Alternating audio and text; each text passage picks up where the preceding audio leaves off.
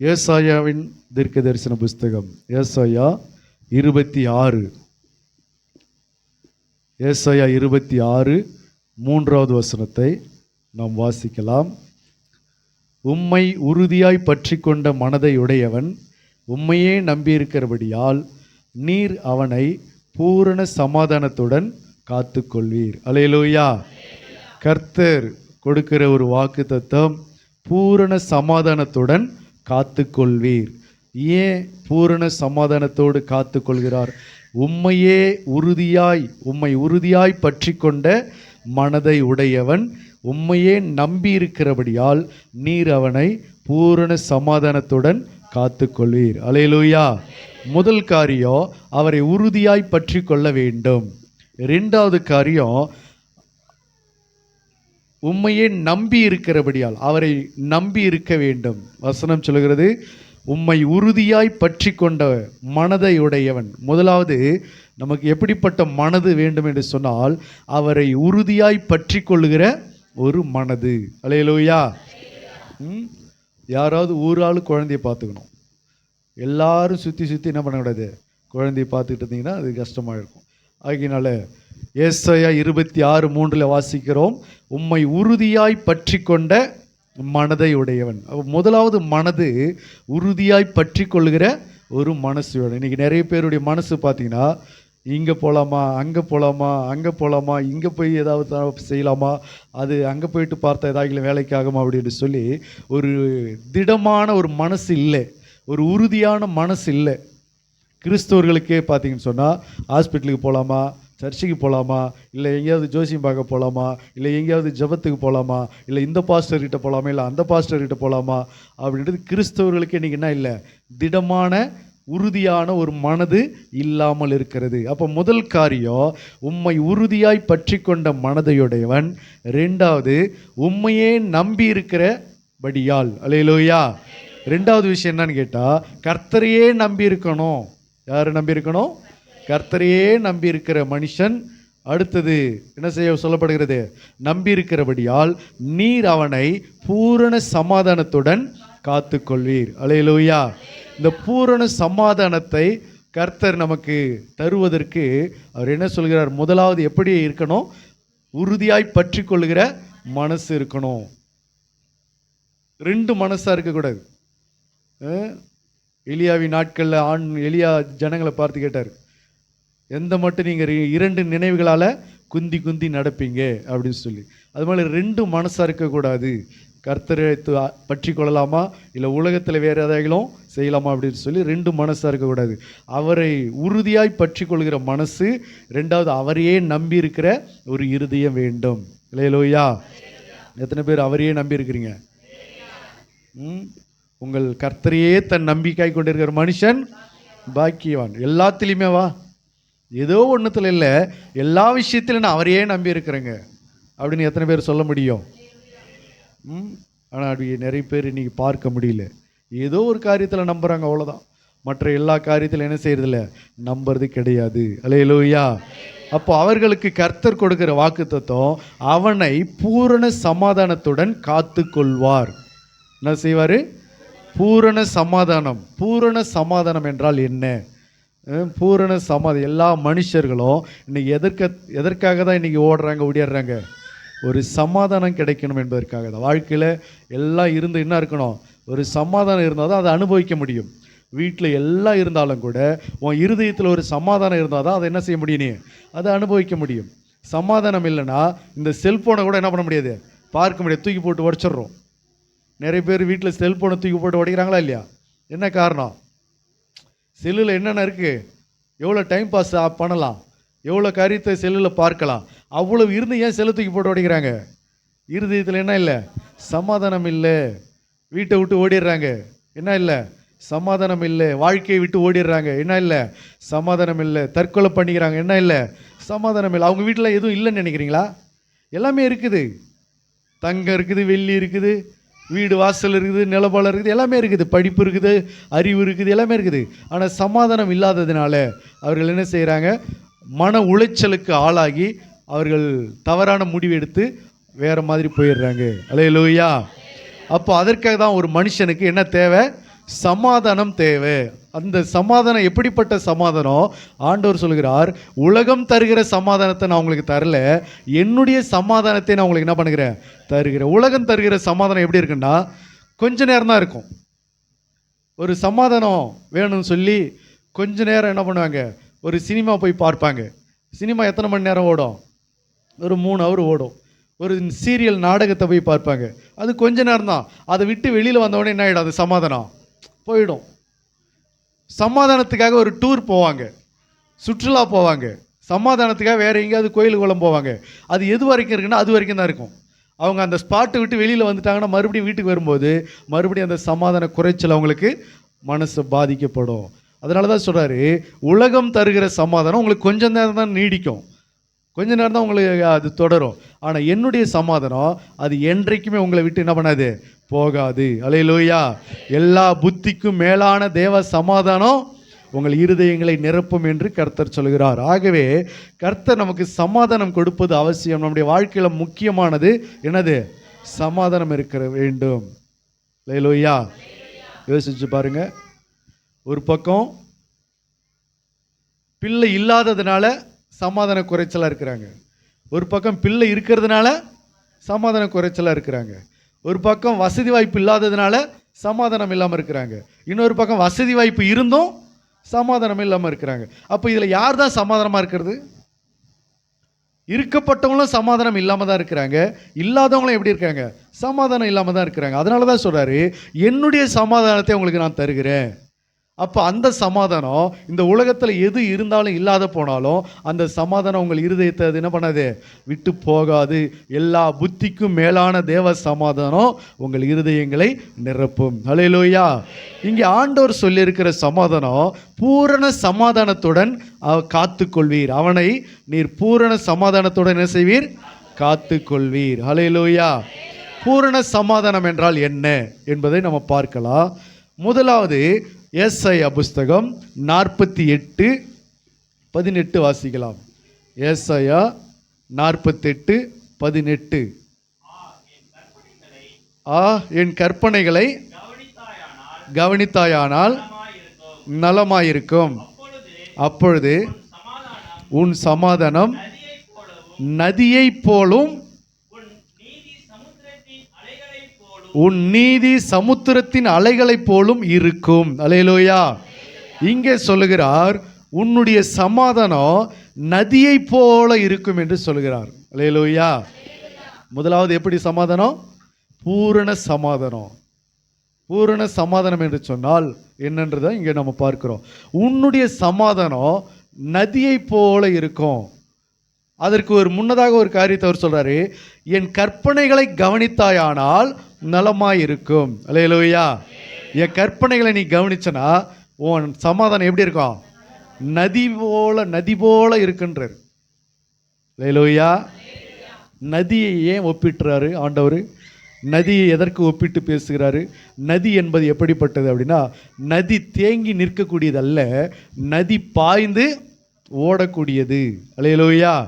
ஒரு நதி, திரளான நதி பாய்ந்தது என்று சொன்னால் அது அநேக இடங்களுக்கு அது என்ன செய்யும்? பாய்ந்து ஓடும். நதியை போல இருக்கும் என்று கர்த்தர் சொல்கிறார். அப்போ ஏன் ஆண்டவர் நதியை போல சமாதானத்தை தருகிறார் அப்படின்னு சொன்னால், அடுத்த வசனத்தை நீங்கள் வாசிக்கலாம்.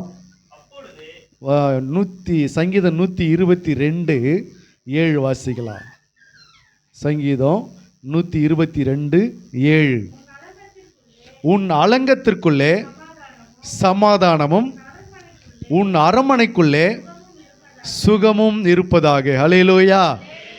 ஏன் ஆண்டவர் ஒரு மனிதனுக்கு நதியை போல சமாதானத்தை தருகிறார் என்று சொன்னால், அது அந்த மனிதனோடு இருக்கக்கூடாது, அது வீட்டுக்குள்ள என்ன செய்யணும்? அலங்கம் என்றால் என்ன? உன்னுடைய வீடு. ஹல்லேலூயா. உன்னுடைய அலங்கத்துக்குள்ள, அதாவது உன்னுடைய அலங்கம் என்று சொன்னால் வீடு மட்டுமல்ல, உன்னுடைய காம்பவுண்டு ஃபுல்லா, நீ எது வரைக்கும் உன்னுடைய எல்லை இருக்கிறது, எது வரைக்கும் உன்னுடைய காம்பவுண்ட் இருக்குது. அப்போ உன் அலங்கம் ஃபுல்லா என்னவா இருக்கணும்? சமாதானமா இருக்கும். எல்லைகள் முழுவதில் என்ன இருக்கணும்? சமாதானம் இருக்க வேண்டும். அல்லேலூயா. அப்போ அதற்காக தான் கர்த்தர் என்ன செய்கிறாரு, உனக்கு நதியை போல ஒரு சமாதானத்தை கர்த்தர் தருகிறார். அப்போ நதி என்ன செய்யணும்னா உன் அலங்கம் முழுவதிலும் என்ன செய்யாது, பாய்ந்து ஓடும். உன்னுடைய காரியங்கள் எதெல்லாம் இருக்கிறதோ, எங்கெங்கெல்லாம் இருக்கிறதோ, உன் அலங்கத்துக்குள்ளே என்னென்னலாம் காணப்படுகிறதோ அது எல்லாவற்றிலும் உன்னுடைய சமாதானம் அது நிரப்ப செய்யும். அல்லேலூயா. ஆகவே ஆண்டவர் சொன்னார், நம்முடைய புதிய ஏற்பாட்டில் பார்த்தீங்கன்னு சொன்னால் லூக்கா 10:5 வாசிங்க. அதனால தான் ஆண்டவர் இப்படி சொன்னார். லூக்கா 10:5 வாசிக்கலாம்.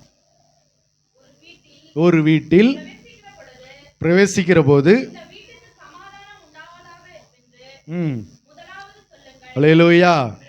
முதலாவது ஒரு வீட்டுக்குள்ள போகும்போது முதலாவது என்ன சொல்றாரு, இந்த வீட்டுக்கு சமாதானம் உண்டாகணும்னு சொல்றாரு. இந்த வீட்டுக்கு சமாதானம். அப்போ ஒரு வீட்டுக்கு என்ன தேவை, சமாதானம் தேவை. வீட்டுக்குள்ள சமாதானம் இல்லைன்னு சொன்னா வீட்டுக்குள்ள எல்லாம் இருந்தாலும் கூட வீட்டில் என்ன பண்ண முடியாது, தங்க முடியாது. நிறைய பேர் சொல்றாங்களா, வீட்டை விட்டு ஏன்னா ஓடிடலாமான்னு இருக்குது. எத்தனை பேர் அப்படி சொல்றீங்க?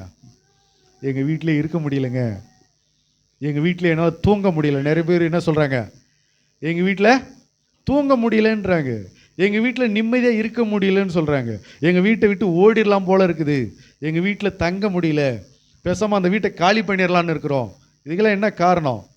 வீட்டுக்குள்ளே என்ன இல்லை, சமாதானம் இல்லை. அதுக்கு பதிலாக வேற என்ன இருக்குது?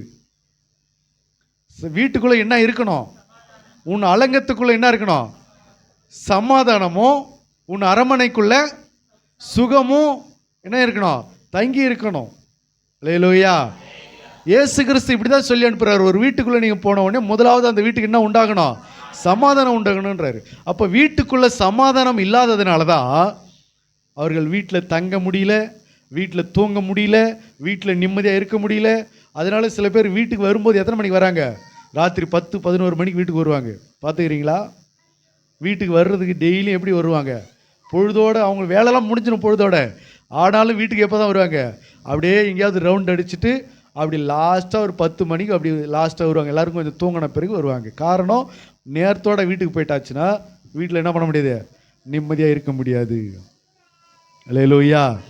அப்போ என்ன இல்லை, வீட்டில் சமாதானம் இல்லை. அதனால தான் சொல்கிறாரு, உனக்கு நதியை போல சமாதானம் கொடுத்தா அது உன் வீட்டுக்குள்ளே என்ன செய்யும், பரவும். உன் வீட்டுக்குள்ளே அந்த நதி பாயும். அப்போ வீடு ஃபுல்லாக என்னவா இருக்கும், சமாதானமாக இருக்கும்.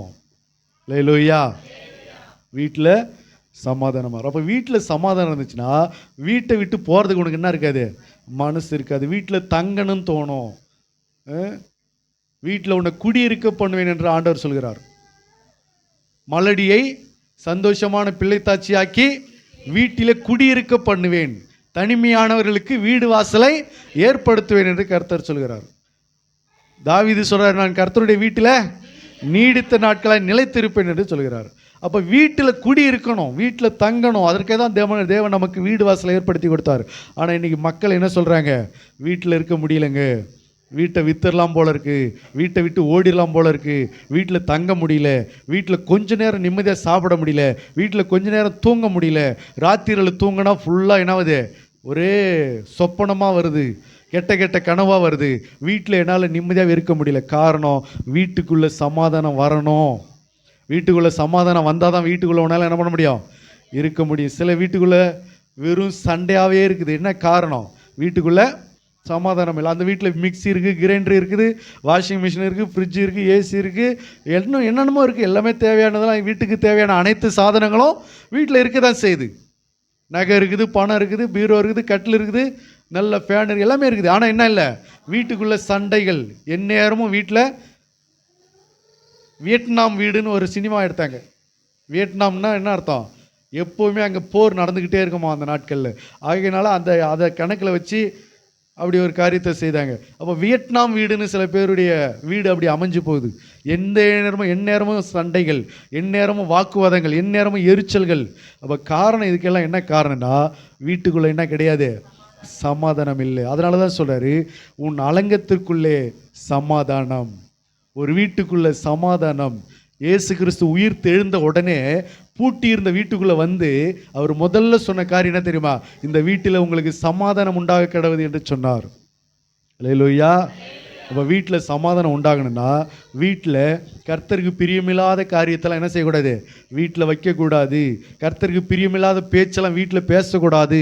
கர்த்தருக்கு பிரியமில்லாத நினைவுகள் வீட்டுக்குள்ளே இருக்கக்கூடாது.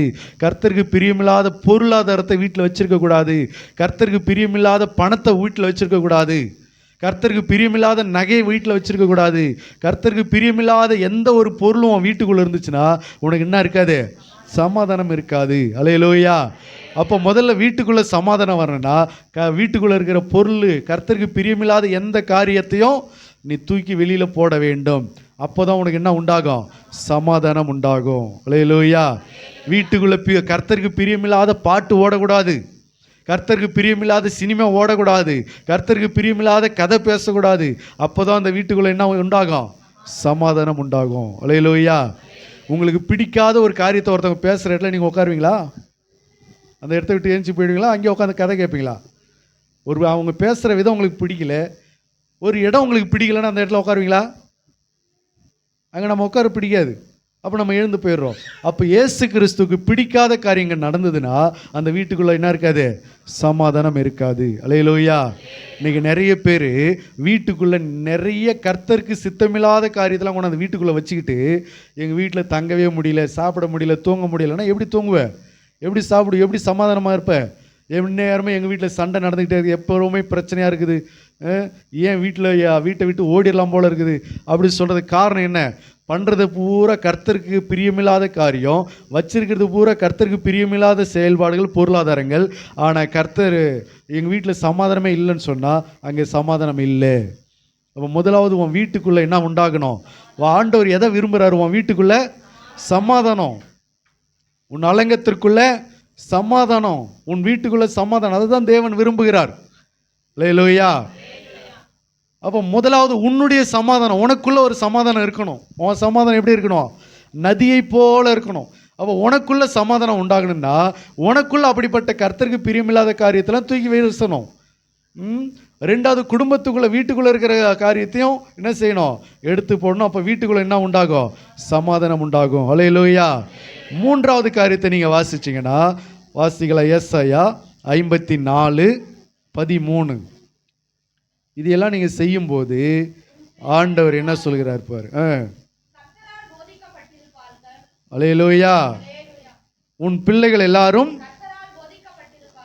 கர்த்தரால் போதிக்கப்பட்டிருப்பார்கள். உன் பிள்ளைகளுடைய சமாதானம் பெரிதாயிருக்கும். அல்லேலூயா. என்ன சமாதானம், உன் பிள்ளைகளுடைய சமாதானம் எப்படி இருக்குமா, பெரிதாயிருக்கும். வீட்டுக்குள்ள சமாதானம், உனக்குள்ள சமாதானம் வந்துச்சுன்னா உன் பிள்ளைகளுடைய சமாதானம் எப்படி இருக்கும், பெரிதாக இருக்கும். இன்னைக்கு உனக்குள்ளே சமாதானத்துக்கு ஏதுவானவர்களை நீ அறிந்து கொள்ளலை, உன் குடும்பத்துக்குள்ளே சமாதானத்துக்கு ஏதுவான காரியத்தை நீ செய்யலை. ஆனால் என் பிள்ளைகளுடைய சமாதானம் பெரிதாக இருக்குன்னு நினச்சா அது பூரா சாபமாக இருக்குது அநேகருடைய வாழ்க்கையில், அநேகருடைய குடும்பத்தில். அல்லேலூயா. யோசிச்சு பாருங்களேன், அநேக தாய் தகப்பன்மார் தனக்குள்ள கர்த்தருக்கு பிரியமான காரியத்தை செய்யலை, தான் வீட்டுக்குள்ளவும் கர்த்தருடைய காரியத்தை, கர்த்தருக்கு பிரியமான காரியத்தை செய்யலை. ஆனால் என்ன எதிர்பார்க்குறாங்கன்னா, என் பிள்ளைகளுடைய வாழ்க்கையிலாவது சமாதானம் பெரிதாக இருக்கும் அப்படின்னு நினைக்கிறாங்க. அப்படி இருக்காது. உனக்குள்ள சமாதானம் முதல்ல நதியை போல வரணும். எப்படி இருக்கணும், அது எப்படி வரும், என் கற்பனைகளை கவனித்தாயானால் நலமாக இருக்கும் என்று சொன்னார். கர்த்தருடைய கற்பனைகளின்படி செய்கிற மனுஷனுக்குள்ள சமாதானம் எப்படி வரும், நதி போல வரும். அடுத்தது அவங்க குடும்பத்துக்குள்ள என்ன வரும், சமாதானம் பெருகும். அதுக்கு பிறகுதான் யாருக்குள்ள சமாதானம் வரும், பிள்ளைகளுக்குள்ள சமாதானம். உன் பிள்ளைகளுடைய சமாதானம் பெரிதா இருக்கும். அல்லேலூயா. பிள்ளைகளுடைய சமாதானம் பெரிதா இருக்கணும்னு சொன்னா உங்களுக்குள்ள என்ன இருக்கணும், சமாதானம் இருக்கணும். உங்கள் வீட்டுக்குள்ளே என்ன இருக்கணும், சமாதானம் இருக்கு. ஒரு பழமொழி சொல்லுவாங்க தெரியுமா, சட்டியில் இருந்தால் தான் அகப்பையில் வருன்னுவாங்க. அப்போ சட்டியில் இல்லைன்னு சொன்னால் அகப்பையை எவ்வளோ ஆழமாக விட்டாலும் வராது. காரணம் சட்டியில் இல்லை. அப்போ வீட்டுக்குள்ளே சமாதானம் இல்லை, உன் வாழ்க்கையில் சமாதானம் இல்லைன்னு சொன்னால் உன் பிள்ளைகளுடைய வாழ்க்கையில் என்ன இருக்காது, சமாதானம் இருக்காது. அப்போ கற்பனைகளை கவனித்து நீ நடக்கும்போது உன் வீட்டுக்குள்ளே சமாதானம், உன்னுடைய சமாதானமும் நதியை போல் இருக்கும். அடுத்தது உன் பிள்ளைகளுடைய சமாதானம் பெரிதாக இருக்கும். அல்லேலூயா. ஒரு மனுஷன் இருந்தான். எசேக்கியா ராஜா என்கிற ஒரு ராஜா இருந்தார். இப்போ அந்த எசேக்கியா ராஜா என்ன செய்தார் அப்படின்னா, இன்றைக்கி நம்ம யூடியூப்பில் பார்க்குறோம் இல்லையா, ஹோம் டூர் காமிக்கிறாங்களா இல்லையா? என்னது ஹோம் டூர்னால் என்னது? வீடு ஃபுல்லாக சுற்றி காமிக்கிறது. அதனால் நிறைய திருடர்கள் உள்ளே பூந்துடுறாங்க, அதையும் நம்ம பார்க்குறோம். அதாவது இவங்களே காமிச்சிடறாங்க எங்கள் வீட்டினுடைய லொக்கேஷன் எப்படிலாம் இருக்குது, எந்த சைடில் பீரோ இருக்குது, எந்த சைடில் பெட்ரூம் இருக்குது, எந்த சைடில் பாத்ரூம் இருக்குது, எந்த சைடில் கிச்சன் ரூம் இருக்குது, எந்த சைடில் ஹால் இருக்குது, எங்கே எது இதெல்லாம் இருக்குதுன்னு இவங்களே என்ன பண்ணிடுறாங்க, எல்லாத்தையும் ஹோம் டூர்னு போட்டு காமிச்சிடுறாங்க. அது யாருக்கு ஈஸியாக போயிடுது? திருடனுக்கு, கொலைகாரனுக்கு ஈஸியாக போயிடுது. அவன் அழகாக எந்த டைமில் போனால் அங்கே எல்லாம் செய்யலான்றது. இப்போ கூட யூடியூப்பில் ஒரு சமீபத்தில் ஒரு வீடியோ போட்டு ஒரு அம்மா அழுவுது, ஹோம் டூர் காமிச்சு கடைசியில் என் வீடு பூரா காலி ஆகிடுச்சு அப்படின்னு சொல்லிட்டு. ஆகவே இந்த மாதிரி ஒரு மனுஷன், எசேக்கியா ராஜா என்கிற ஒரு மனுஷன், அவனுடைய வீட்டை, அவனுடைய பொக்கிஷத்தை எல்லாத்தையும் ஹோம் டூராக போட்டு காமிச்சான். எப்படி காமிச்சான்னா, அவன் ஒரு நாள் வியாதிப்பட்டு படுத்துக்கிட்டான். அவன் வியாதிப்பட்டு படுத்த உடனே பாபிலோன் ராஜாவானவர் என்ன செஞ்சார்னா, அவனை விசாரிப்பதற்கு சில ஆட்களை அனுப்பினார். அப்போ விசாரிப்பதற்கு சில ஆட்களை அனுப்பின உடனே அவர்கள் நலம் விசாரித்தாங்க, வந்து பார்த்தாங்க. பார்த்து முடிஞ்ச உடனே இவன் என்ன செஞ்சான்னா, அவன் வந்தவங்களை எல்லாரையும் வீட்டில் போய் அப்படி சுற்றி காமிச்சான். இப்போ நம்ம கூட யாராவது சொந்தக்கார வீட்டுக்கு வந்தாங்கன்னா என்ன செய்வோம், நம்ம வீடெல்லாம் சுற்றி காமிக்கிறோம் இல்லையா? இது வந்து தென்னை மரங்க, இது கொய்யா மரங்க, இது வந்து நேற்று வச்ச மரங்க, இது வந்து அது பற்றிங்க, இது அது இதுன்னு சொல்லி எல்லாம் நம்ம பண்ணுறோம். நம்ம வீடு ஃபுல்லாக இது வரைக்கும் என்னுடைய இடம், அது வரைக்கும் அவங்களுடைய இடம், இது வந்து என்னுடைய இடத்துல சேர்ந்தது, இந்த மரம் வந்து என் இடத்துல இருக்குது, இது எல்லாத்தையும் நம்ம என்ன பண்ணுறோம், சுற்றி காமிக்கிறோம். அதுபோல் அவன் என்ன செஞ்சான்னா, நம்ம பீரோவில் காமிக்கிறது இல்லை, ஆனால் அவன் என்ன செஞ்சான்னா தன்னுடைய பொக்கிஷங்கள் எல்லாவற்றையும் என்ன செஞ்சானா சுற்றி காண்பிச்சான். அவன் சுற்றி காமிச்சிட்டு, அவன் சுற்றி காண்பிக்காம காரியம் ஒன்றுமே இல்லையா, எல்லாத்தையும் காமிச்சிட்டானா. காமிச்சிட்டு அவன் போயிட்டான். அவனும் பார்த்துட்டு போயிட்டான். பார்த்துட்டு போன உடனே ஏசாயா தீர்க்கதரிசி இப்போ அவர்கிட்ட ஆண்டவர் அனுப்புகிறார். ஏசாயா தீர்க்கதரிசி போயிட்டு எசேக்கியா ராஜாவை பார்த்துக்காரு. யாரும் வந்து யாரோ பேசிகிட்டு இருந்தாங்களா, யார் அவங்கன்னு கேட்குறாரு. பாபிலோன் ராஜா என்னை விசாரிக்கிறதுக்கு ஆள் அனுப்பியிருக்கிறாரு, அவர் தான் அப்படின்னு. சரி, அவங்க என்ன செஞ்சாங்க? வந்தாங்க, என்னை நலம் விசாரித்தாங்க, அவங்களுக்கு என்னுடைய வீட்டு வாசலை எல்லாத்தையும் சுற்றி காமிச்சேன். எல்லாத்தையும் சுற்றி காமிச்சேன், ஆமாம் எல்லாத்தையும் சுற்றி காமிச்சேன். அவர்களுக்கு நான் காண்பியாத பொருள் ஒன்றுமே இல்லை அப்படின்னு சொன்னான். அல்லேலூயா. அடுத்து வாசிங்க, ஏசாயா 39.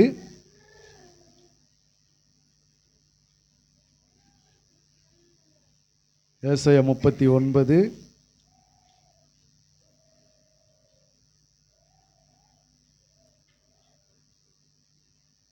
4வது வசனம். அப்பொழுது அவன், உம்முடைய வீட்டில் என்னத்தை பார்த்தார்கள் என்று கேட்டான். அதற்கு எசேக்கியா, என் வீட்டில் உள்ளது எல்லாவற்றையும் பார்த்தார்கள், என் பொக்கிஷங்களில் நான் அவர்களுக்கு காண்பியாத பொருள் ஒன்றும் இல்லை. அல்லேலூயா. என்ன சொல்றாரு? என்னுடைய பொக்கிஷத்தில் அவர்களுக்கு நான் காண்பியாத பொருள் ஒன்றுமே இல்லை என்றான்.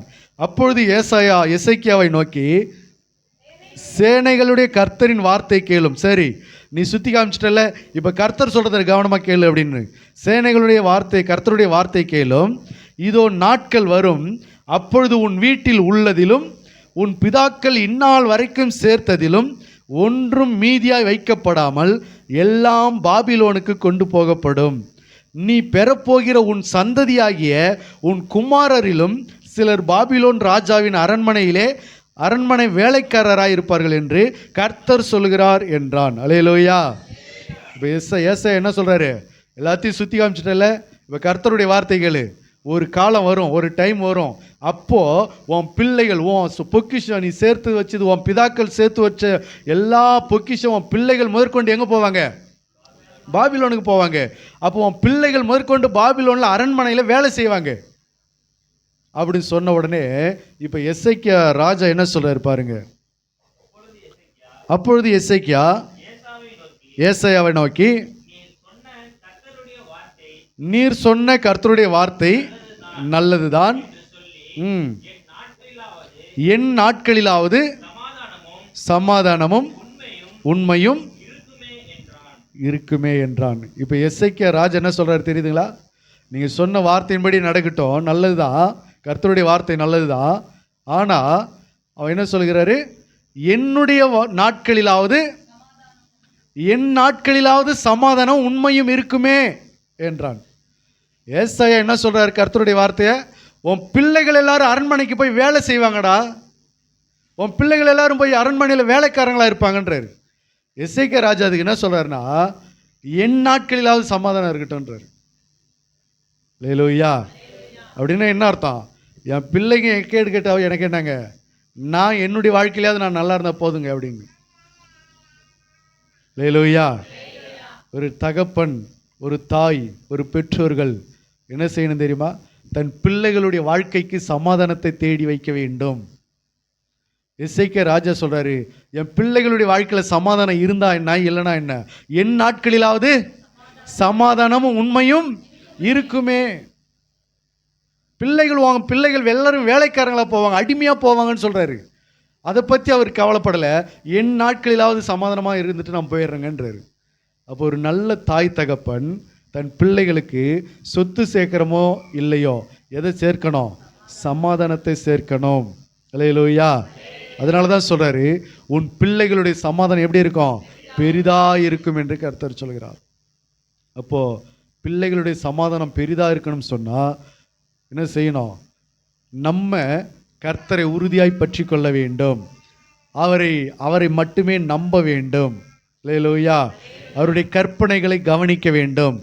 அவருடைய சித்தத்தின்படி செய்யும்போது, அவருடைய வார்த்தையின்படி நம்ம கீழ்ப்படிந்து நடக்கும்போது, கர்த்தர் நம்முடைய சமாதானம் நதியை போல இருக்கும். நம்முடைய குடும்பத்துக்குள்ள சமாதானம் இருக்கும். நம்முடைய பிள்ளைகளுடைய சமாதானம் பெரிதாக இருக்கும். இதுதான் பூரண சமாதானம். அல்லேலூயா. ஆண்டவர் சொன்னார் இல்லையா, பூரண சமாதானத்துடன் அவனை காத்துக்கொள்வீர். அப்போ பூரண சமாதானம் என்றால் என்ன? நாம் மட்டுமே சமாதானமாக இருக்கிறது இல்லை.